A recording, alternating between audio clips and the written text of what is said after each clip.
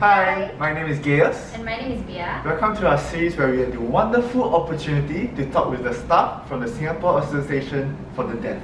Join us as we dive in to find out more about the heroes behind the scenes. Hi everybody, I'm Gaius and today we have Hidayat here with us today. Hi, I'm Hidayat. So I'm a research linguist at the Singapore Association for the Deaf. Can you tell me more about what a research linguist does? So basically my role is to study the language of the community. For us it'll be Singapore Sign Language. Yeah, so because there's not much research in Singapore Sign Language yet, so I usually refer to more of sign language research from other countries and I apply it to the Singapore deaf community. So do you know sign language yourself? I actually learned a bit when I was still in uni, but I didn't really get to practice much. But when I joined, then I really used a lot of sign language because my whole department, I'm the only hearing person, while the rest were all deaf. So I basically practiced every day. So now you're very fluent now. Is that right? I can, yeah, that's right.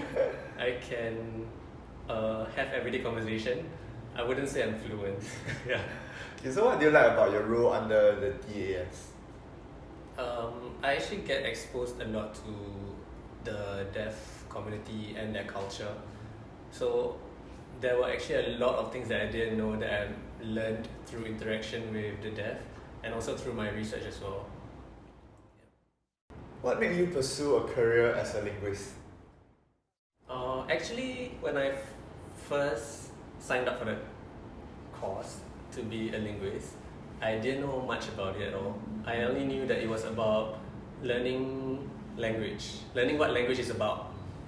And when I started, it just expanded my whole view, basically, my whole worldview, and how language is important because it's in every part of your life. Even right now, we're just using language, right? And how do we understand it? How do we understand each other? So, yeah, that's how it started out. And then, so now my role is to be a linguist for sign language, right? So I first started knowing about the deaf community through that one module that we had in school.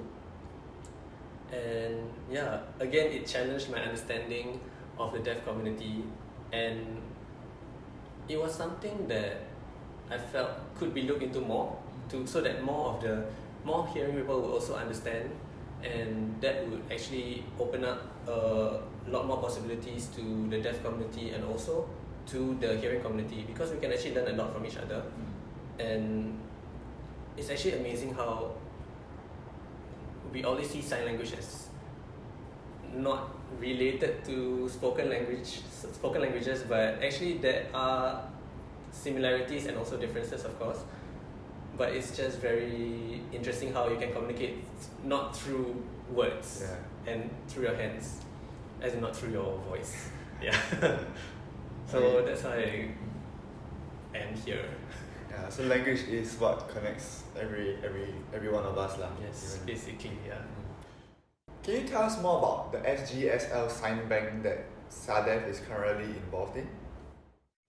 When I first started, it was actually my main project. I would actually say it's still my main project. So it's basically a collection of the signs that's used in the local deaf community. So I collected the signs from deaf individuals. We only have a few participants, but I would really like to expand more to get more of the sense of the language used here in Singapore. But it's been hard to get participants. So it's basically just a collection of signs used. It's not a dictionary at all. So a dictionary is, you have one entry, and then you have the meanings in there. But this is more of every sign used by the people in the community. So these signs are accepted by the community and used regularly. Yeah, so that's what it is. And it's also a platform for people to just look up signs. Yeah, and we also have a few pages that we are looking to add a bit more about the deaf community and their culture. And yeah, hopefully that expands as well. So in your time here, have you encountered any difficult situations? Honestly, at first it was quite difficult when my sign language was not even close to good. The language barrier. Yeah, but my colleagues were really patient. They signed much slower for me and explained everything that I could not understand.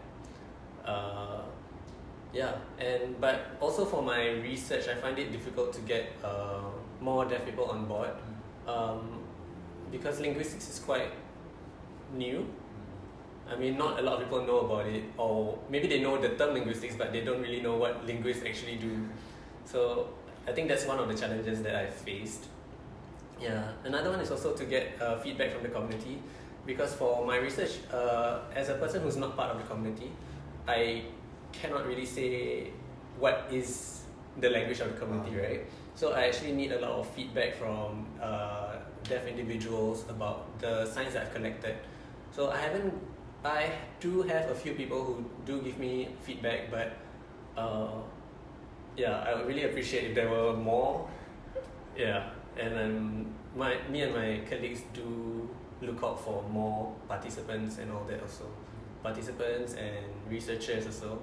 So I actually do have a few deaf people who are not trained in linguistics, but they are more of like consultants, I feel. So that it's more of to check that the work that I'm doing is does really show what is in the deaf community.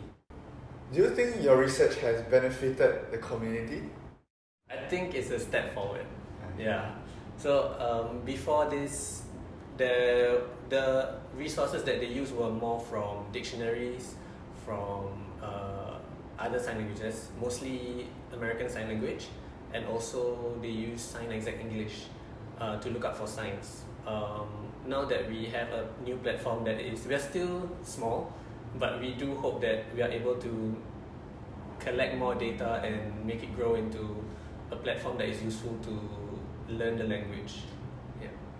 So what you do is just cross-reference between the different sign languages, is it? The cross-referencing is more for research methodology, maybe cultural knowledge, more like a general one, and then we see how it can apply to the local context. To end it off, do you have any words of encouragement for those that are pursuing a role as meaningful as yours? Okay. I think first of all, when I first started, I already had this a bit of knowledge about the deaf community because of Jan May, who actually taught me in university through one module about the deaf community and language. But when I first started, I actually found out that I didn't know much, and I had to really assess my beliefs and understanding of the deaf community as well. So it really opened up my mind, and I think first we have to be open-minded about cultural differences and about new knowledge, basically. And once we are open to that, and always we continue to reassess our beliefs and understanding, and that's how we can improve to be a better ally, I would say. But allies, I don't call myself an ally. Only a person from a deaf community could call me an ally. So I'm kind of just here to assist in any research work that's done. Yeah. Okay, so thank you so much for joining with us today. We hope that you've taken something away from Hidayat, and have a good day.